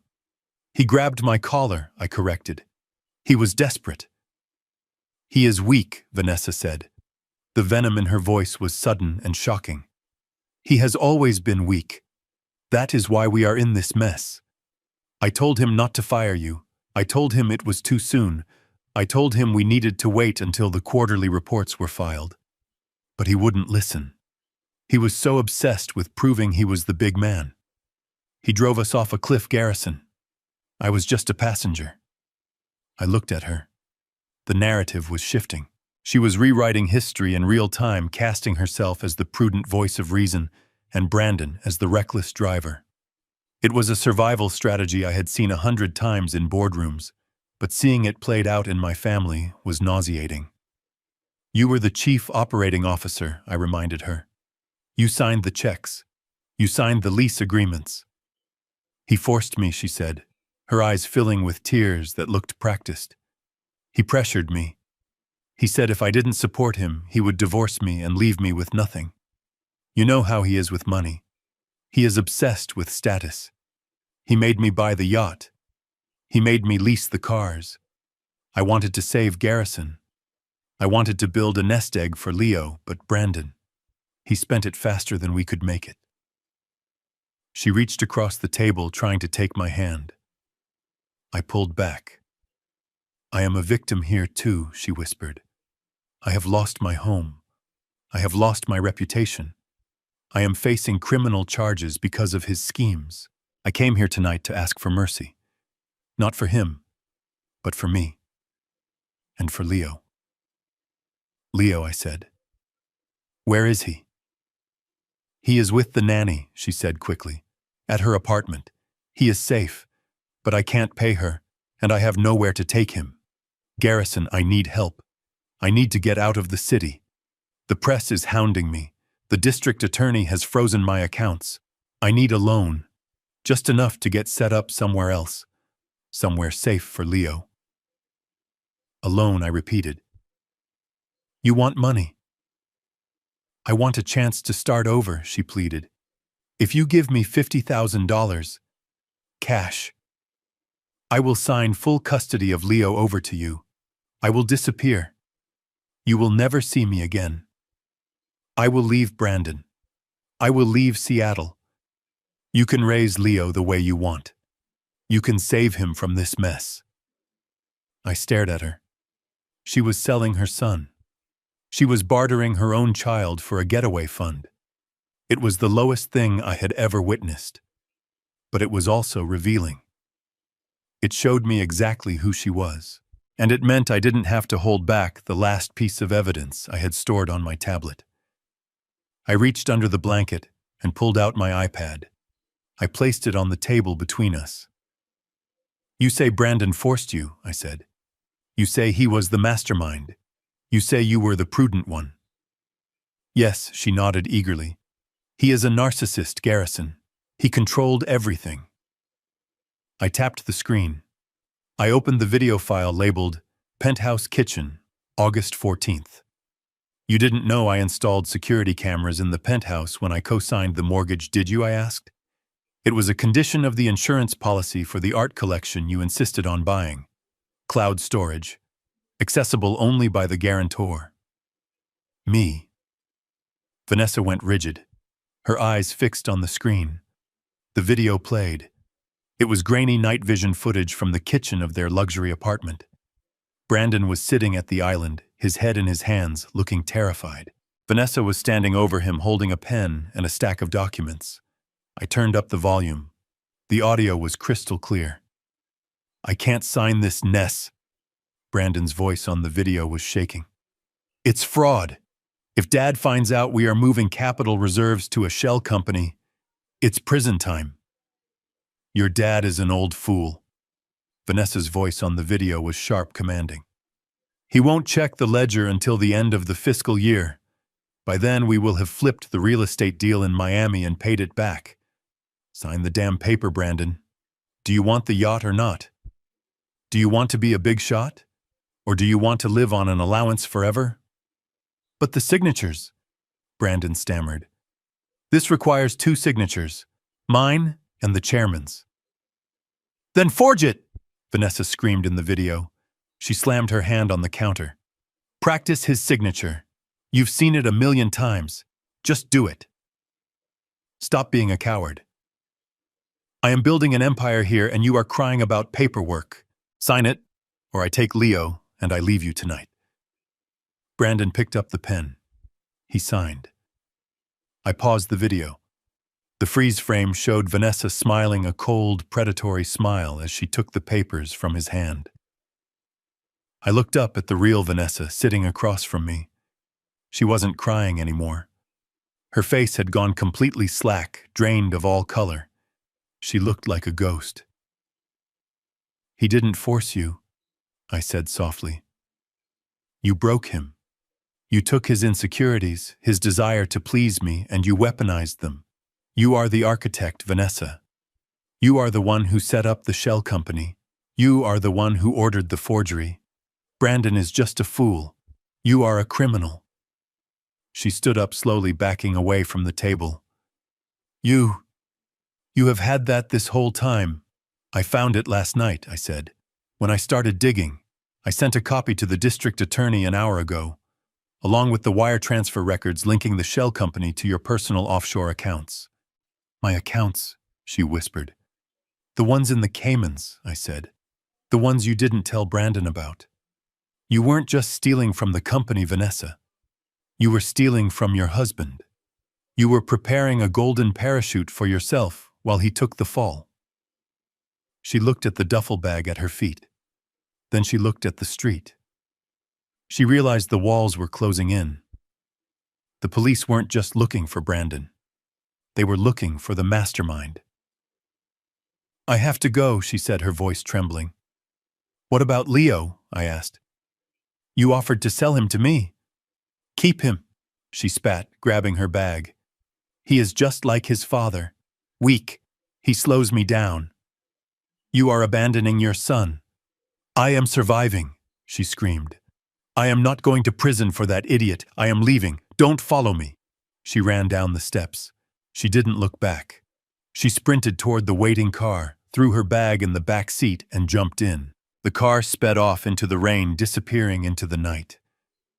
I sat there for a moment, listening to the silence return. She was gone.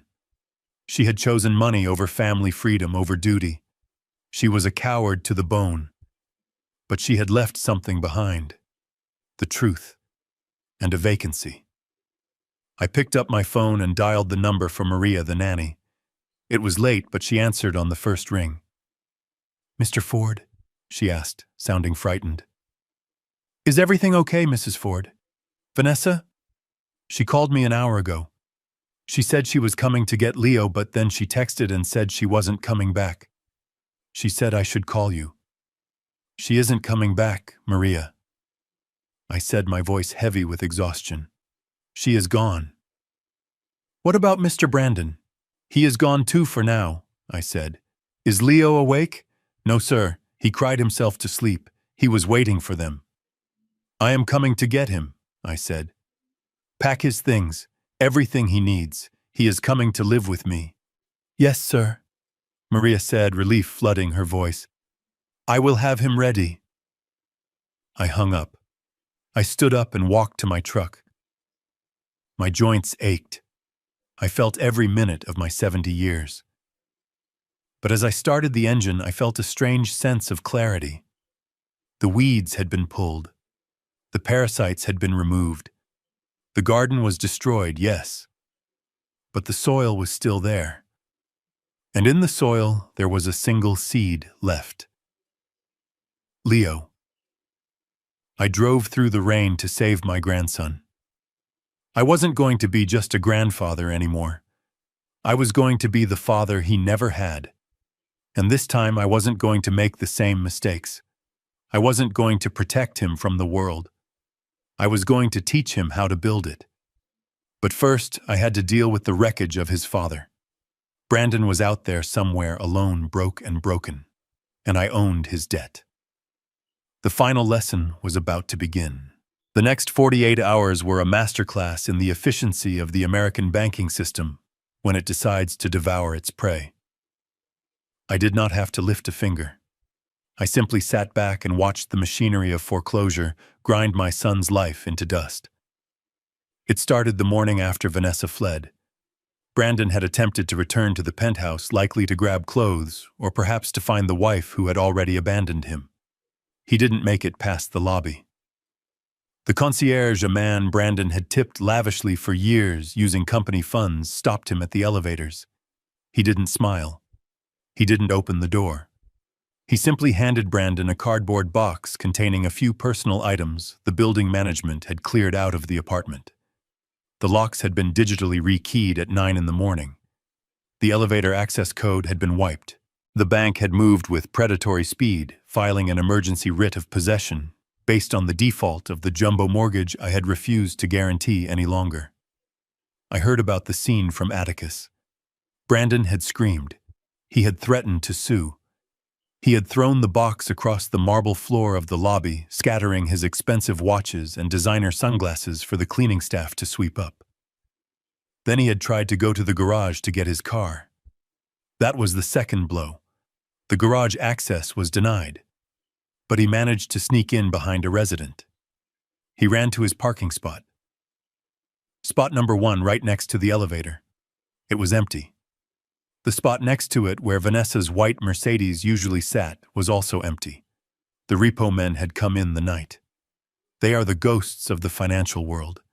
They have keys to everything, and they do not ask for permission. They had taken the Porsche Cayenne. They had taken the Mercedes. They had even taken the vintage Mustang Brandon had bought for weekend drives, a car he didn't know how to fix, and rarely drove because he was afraid of scratching the paint. Brandon was left standing in the concrete silence of the parking structure, with nothing but the clothes on his back and a cell phone that was rapidly running out of battery. He walked out of the garage and onto the rainy streets of Seattle. He had no wallet. It was in the penthouse. He had no cash. He had relied entirely on Apple Pay and credit cards, all of which were now declining transactions for a cup of coffee. He was a ghost. He was a man who existed only as a reflection of his bank account, and the mirror had shattered. For the first night he wandered. He went to the private club where he held a platinum membership. They stopped him at the door. His membership had been revoked due to the scandal. He went to the bar where his drinking buddies hung out. They saw him coming and turned their backs. They had seen the news. They knew he was radioactive. In the world of high finance and social climbing, failure is a contagious disease, and Brandon was patient 0.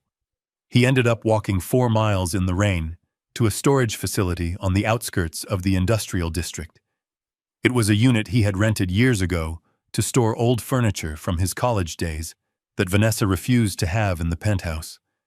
Inside that unit, covered in a dusty tarp, was the only asset the bank had missed. It was a 2008 Ford Taurus. It was a fleet sedan retired from service 10 years ago. It had 200,000 miles on the odometer, a dent in the rear bumper, and stains on the upholstery. I had given it to him when he graduated high school. He had hated it. He had hidden it away the moment he got his first executive bonus, ashamed to be seen in it. Now it was his lifeboat. He started the engine. It coughed and sputtered, complaining about the years of neglect, but it turned over. It had half a tank of gas. That was his net worth. Half a tank of unleaded.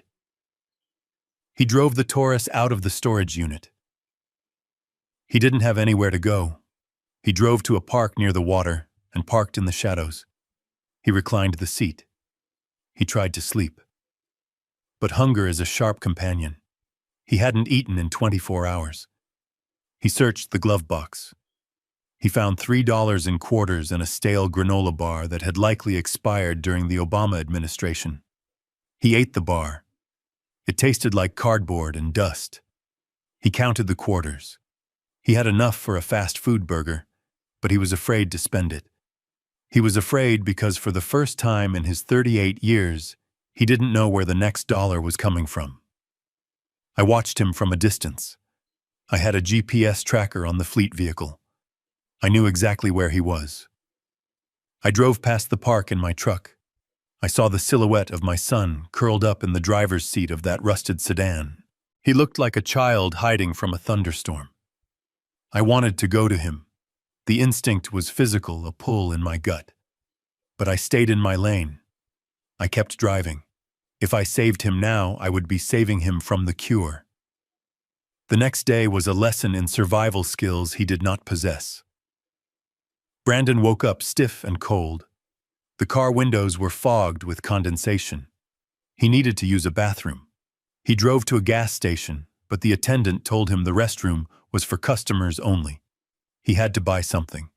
He spent $1 on a bottle of water just to use a toilet that hadn't been cleaned in a week. He came out and realized he had a flat tire. He stared at the wheel. He kicked it. He screamed at the sky. But the tire remained flat. I watched from the feed of the gas station security camera, which I had accessed through a favor from an old client who owned the franchise. Brandon opened the trunk. He found the jack and the spare tire. He took them out and threw them on the ground. Then he stood there. He didn't know how to change a tire. He had never changed a tire in his life. If he had a flat, he called roadside assistance. He called me. He called an assistant. But there was no one to call. He was a 38-year-old man, a former CEO, a master of the universe, and he was defeated by 4 lug nuts. He spent an hour wrestling with the jack, putting it in the wrong place, almost crushing his hand. He stripped the threads on one of the nuts because he was turning it the wrong way. He wept openly, tears mixing with the grease on his face. Finally, a truck driver who was filling up his rig took pity on him. The trucker, a man named Miller, who used to work for me before Brandon fired him in a cost-cutting measure last year, walked over. "Need a hand, son?" Miller asked. Brandon didn't recognize him. He just nodded, humiliated. Miller changed the tire in 5 minutes. He wiped his hands on a rag and looked at Brandon. "You look familiar," Miller said. "I am nobody," Brandon whispered. Miller looked at him closely. "Yeah. You used to be the boss. You fired me 2 days before Christmas. Said the company needed to be lean." Brandon shrank back against the dirty car. Miller spat on the ground dangerously close to Brandon's shoe. "Karma is a wheel," Miller said, "and it looks like yours just went flat." Miller walked away. Brandon got back into the car and drove off on the donut spare, the car listing to the side, a perfect metaphor for his life. He spent the rest of the day trying to pawn his watch. It was a Rolex he had bought with company funds. He went to a pawn shop on 4th Avenue. The broker looked at the watch, then looked at Brandon. "I can't take this," the broker said. "Why not?" "It is worth $20,000, Brandon argued. "It is listed as stolen property," the broker said. "The police sent out a bulletin this morning.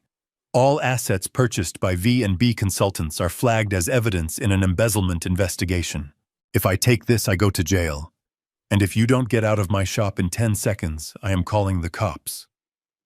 Brandon ran. He was a fugitive in his own city. He realized then that he didn't own anything. His clothes, his watch, his shoes, they were all fruits of a poisoned tree. He was walking around in evidence.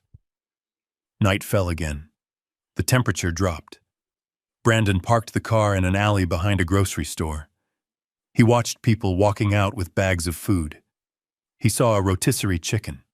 He salivated like a dog. He had no skills. He couldn't cook. He couldn't fix things. He couldn't negotiate. He couldn't code. He couldn't drive a truck. His entire skill set was being the son of Garrison Ford, and that position had been eliminated.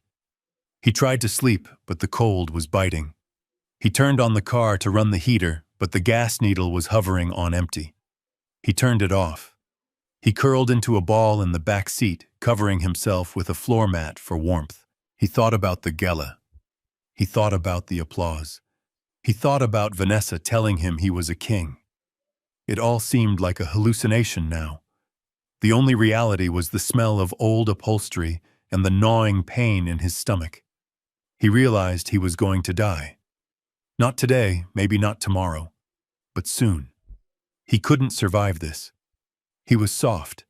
He was a domesticated animal released into the wild. He would starve, or he would freeze, or he would be eaten. At dawn on the third day, he broke. He didn't call me. He didn't text. He started the car and used the last cup of gasoline to drive to my house. I was in the kitchen making breakfast for Leo. Leo was sitting at the table eating pancakes. He looked happy. He felt safe. We didn't talk about his parents. He hadn't asked. He knew in the way children know things that they were gone and that it was for the best. I saw the beat-up Ford Taurus pull up to the curb. It stalled out right in front of the driveway. It had run out of gas exactly at the finish line. Brandon got out. He looked like a specter. His clothes were filthy. He had a 3-day beard. He smelled of sweat and gasoline. He walked up the driveway, his head hanging low. He didn't stomp. He didn't run. He walked with the heavy shuffling gait of a man carrying the weight of the world. He stopped at the bottom of the porch steps. He didn't come up. He knew he wasn't welcome. He knelt down on the concrete. It was raining again, a light cleansing drizzle. He let the rain soak him. I walked out onto the porch. I closed the door behind me so Leo wouldn't see. Brandon looked up at me. His eyes were hollow. The arrogance was gone. The entitlement was gone. There was nothing left but a terrified boy. I didn't say anything. I just waited. "Dad," he croaked. His voice was a ruin. I looked at him. I didn't offer him a hand. I didn't offer him money. "I am hungry," he whispered. It was the most honest thing he had said to me in 20 years. I went back inside. I grabbed a plate of pancakes and a glass of milk. I brought them out and set them on the porch railing. "Eat," I said. He ate with his hands. He ate like a starving man. He drank the milk in one gulp. When he was done, he wiped his mouth with his dirty sleeve. He looked at me and then he started to cry. It wasn't the manipulative crying he had done before. This was deep, ugly sobbing. It was the sound of a soul breaking. "I am sorry," he choked out. "I am so sorry. I ruined everything. I am useless. I am nothing without you." I let him cry. I let the rain wash over him. "I don't want the money," he said, looking down at the wet concrete. "I don't care about the company. I don't want to go to jail, Dad. Please. I am scared. I am so scared." He was asking for the one thing I could give him. Not a handout. Not a bailout. A lifeline. I looked at my son. He was broken. He was at rock bottom, and that was exactly where I needed him to be. Because you can't build a foundation on a swamp. You have to drain it first. I walked down the steps. I stood over him. "I can keep you out of prison," I said. He looked up, hope flickering in his eyes like a dying candle. "How I bought the debt," I said. "I bought the notes from the bank this morning. I own your loans. I own your fraud. I am the victim, the creditor, and the prosecutor. I can drop the charges." "Thank you," he wept, grabbing my shoe. "Thank you, Dad. Thank you." But I said, pulling my foot away, "There is a condition." "Anything," he said. "I will do anything." I reached into my pocket and pulled out a plain white envelope. Inside was a single sheet of paper. It wasn't a check. It wasn't a contract for a board seat. It was a job offer. I handed it to him. "Phoenix Holdings has acquired the assets of Ford Logistics," I said. "We are restarting operations on Monday. We are hiring." Brandon opened the envelope. He read the paper. His eyes widened. Dock worker, he read. Level 1 minimum wage. It is the only position available for someone with your skill set, I said. You start at 4 a.m. on Monday. You will load trucks. You will sweep floors. You will listen to supervisors who used to work for you. You will wear a uniform with your name on it, but no title. You will work 10-hour shifts. And every Friday you will receive a paycheck for exactly what you earned. Not a penny more. He stared at the paper. It was a demotion from emperor to peasant. It was a humiliation. If you miss a shift, I said, I file the charges. If you complain, I file the charges. If you steal so much as a paperclip, I file the charges. You have a choice, Brandon. You can be a CEO in a prison cell, or you can be a man on a loading dock. Choose. He looked at the paper. He looked at me. He looked at the house where his son was eating pancakes. He swallowed his pride. It was a hard swallow, like swallowing glass. I'll take it, he whispered. Good, I said. I pointed to the garage. There is a cot in the workshop. You can sleep there. There is a shower in the laundry room. Clean yourself up. You smell like failure. I turned and walked back into the house. I went to the kitchen. Leo looked up from his plate. Who is that, Grandpa? He asked. That was your father, Leo, I said. He is going to be staying with us for a while. He is starting a new job on Monday. Is he the boss? Leo asked. No, I smiled. He is learning how to work. I sat down and ate my breakfast. The war was over. The rebuilding had begun. And for the first time, I knew my legacy wasn't in the name on the building. It was in the sweat on my son's brow. The bankruptcy auction of Ford Logistics was not held in a courtroom.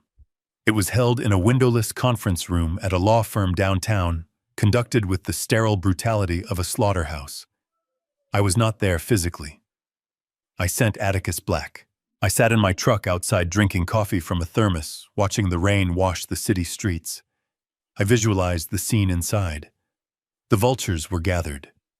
Private equity firms from New York liquidation specialists who wanted to chop up the fleet and sell it for parts, and competitors looking to buy our client list for pennies.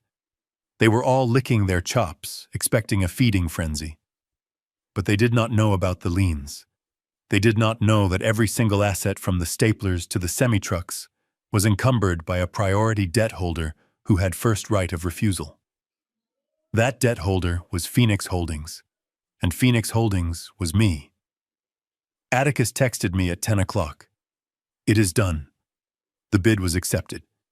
We bought the debt. We bought the brand. We bought the building. Total cost was 4 cents on the dollar. I put the truck in gear. It was time to go to work.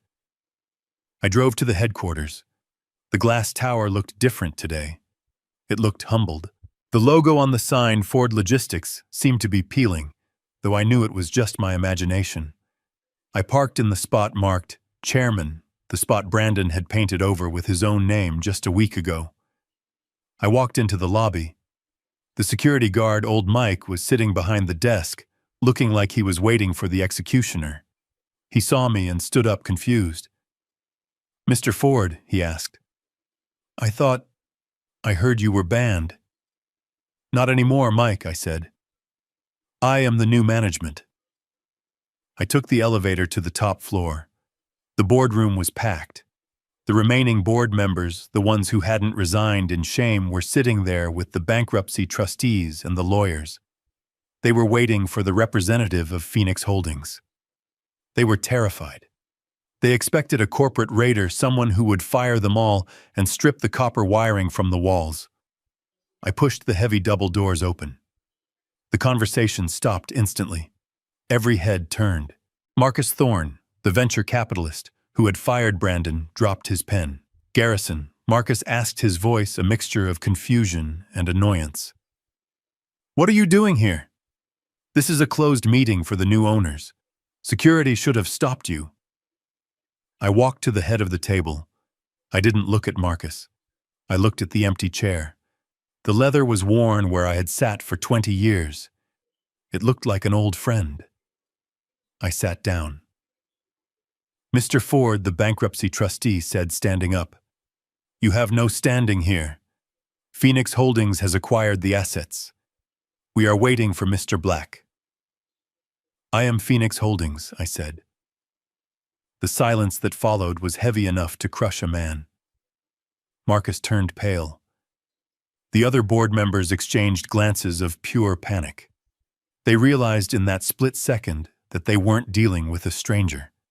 They were dealing with the man they had betrayed. Atticus walked in a moment later, carrying a briefcase. He smiled at the room, a shark entering a tank of goldfish. "Good morning, everyone," Atticus said. "I believe you know the chairman." I leaned forward, resting my hands on the polished wood. "You fired me," I said softly. "You looked at my son, a boy with no experience and no moral compass, and you chose him because you thought he would make you rich. You thought I was old. You thought I was in the way. You thought you could steal my life's work, and I would just go home and play bingo." I stood up and walked around the table. I stopped behind Marcus. "You were wrong," I whispered.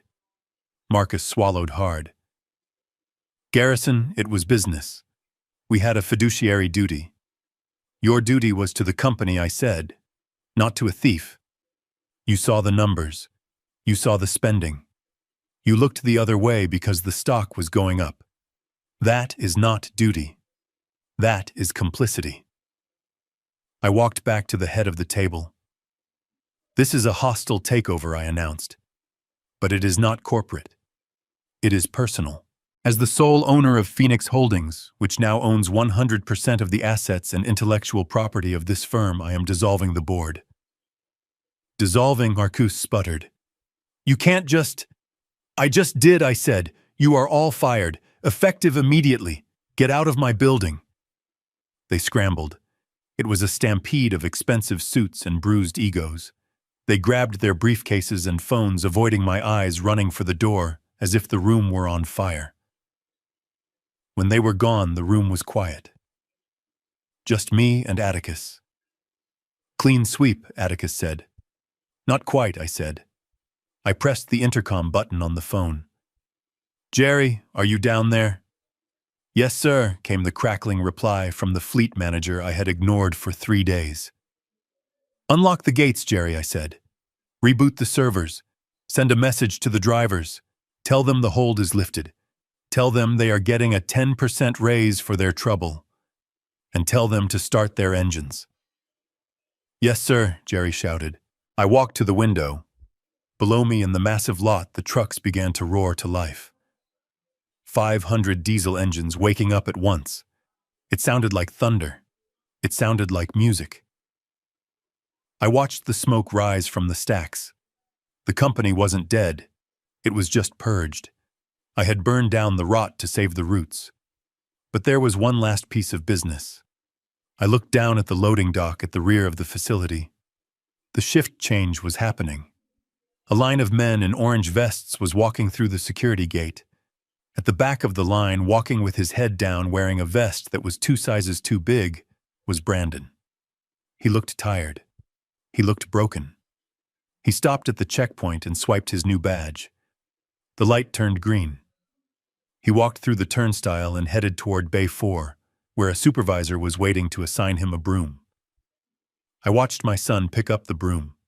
I watched him start to sweep the concrete floor. He wasn't the chairman anymore. He wasn't the heir. He was just a man working for a living. I felt a lump in my throat. It wasn't pity. It was hope. I turned away from the window. I had a company to run. And for the first time in a long time, the view from the top didn't look lonely. It looked clear. The concrete floor of the distribution center is unforgiving at 4 in the morning. It is cold, hard, and smells of diesel fumes and stale coffee. This is the belly of the beast, the place where the real work happens, far away from the heated leather seats of the executive boardroom. I walked onto the floor holding a plastic bag. I saw him standing near the time clock. Brandon. He looked like a ghost of the man who had stood on a stage a week ago.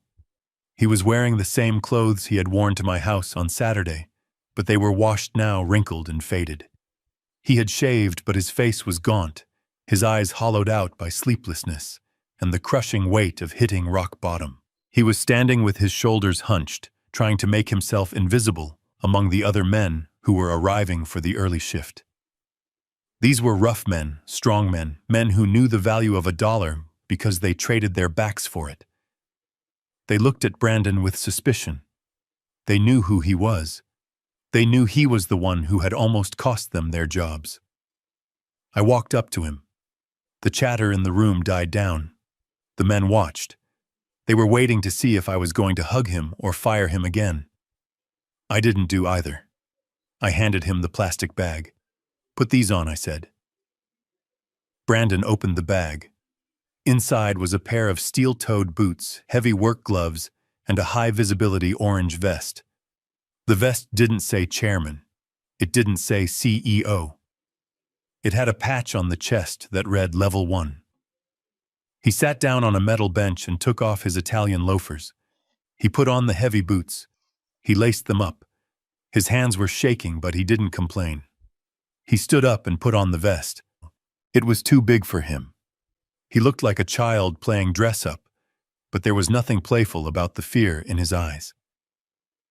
"You report to Mike," I said, pointing to the shift supervisor, a man Brandon had once yelled at for parking his truck in the wrong spot. "Mike is the boss. If he tells you to sweep, you sweep. If he tells you to lift, you lift. You get a 30-minute break for lunch. You do not have an office. You do not have an assistant. You have a quota." "I understand," Brandon whispered. "Good," I said. "Now get to work." I turned and walked away. I didn't look back. I went up to my office, the real office, the one with the view of the floor. I watched on the monitors. I watched my son, the former master of the universe, pick up a broom. I watched him struggle with a pallet jack. I watched Mike yell at him for stacking crates too high. And I watched Brandon for the first time in his life simply nod and fix his mistake. He worked for 10 hours. By noon, he was sweating through his shirt. By 2 o'clock, he was limping. He had blisters on his hands. He looked exhausted. He looked miserable. But he was still there. He hadn't walked off the job. He hadn't called a lawyer. He was doing the work. At 4 o'clock, the school bus dropped Leo off at the front gate. I went down to meet him. Leo is 7, bright-eyed and full of questions. He held my hand tightly. We walked through the warehouse. The noise was deafening, the clatter of conveyor belts and the beep of forklifts. "Grandpa, where are we going?" Leo asked. "We are going to see your dad," I said. "Is he in his big office?" Leo asked. "No," I said. "He is working." We walked to the loading dock. Bay 4. There was a line of trucks waiting to be loaded. I saw Brandon. He was inside the back of a semi-trailer stacking heavy boxes of auto parts. His face was streaked with grime. His orange vest was stained. He was heaving a box onto a stack, his muscles straining, his breath coming in short gasps. He turned and saw us. He froze. He saw his son holding my hand. He saw me standing there in my suit, the owner of the company. For a second, I thought I saw shame in his eyes. I thought he would try to hide, but he didn't. He wiped his forehead with his sleeve. He looked at Leo, and he smiled. It wasn't the fake, polished smile of the gala. It was a tired, real human smile. Daddy Leo shouted, waving. "Hi, buddy," Brandon called back. He didn't come over. He couldn't. The line was moving. He turned back to the box. He lifted it. He placed it. He kept working. Leo looked up at me. "He looks dirty, Grandpa." "He is," I said. "That is what honest work looks like, Leo. It is dirty. It is hard. But it is real. Your dad is building something today." "What is he building?" Leo asked. "Character," I said. We stood there for a long time watching him. I saw the other workers start to help him. I saw Mike pat him on the back, not as a subordinate, but as a member of the crew. I saw my son becoming a man. I realized then that I hadn't lost my family. I had forged it in the fire. Vanessa was gone, a casualty of her own greed. But Brandon was here. He was at the bottom, yes. But the bottom is the only place where you can find solid ground. I squeezed Leo's hand. "Come on," I said. "Let's go home. We have to make dinner for your dad. He is going to be hungry." We walked out of the warehouse into the late afternoon sun. The rain had stopped. The air was fresh. I looked back at the building one last time. Ford Logistics was gone. Phoenix Holdings had risen. And inside, sweating and aching, my son was finally earning his name. I spent 40 years building a logistics empire thinking I was securing a legacy for my son. But I was wrong. I was building a cage of entitlement that trapped him. True love isn't about shielding your children from the storm. It is about teaching them how to sail the ship. By stripping Brandon of his unearned power, I gave him back his dignity. It took hitting rock bottom for us to find solid ground. Money can buy a lot of things, but it cannot buy the self-respect that comes from a hard day's work. That you have to earn. If you believe that second chances are earned, not given, hit that like button and subscribe for more stories of justice and redemption. Let me know in the comments, would you have hired your son back?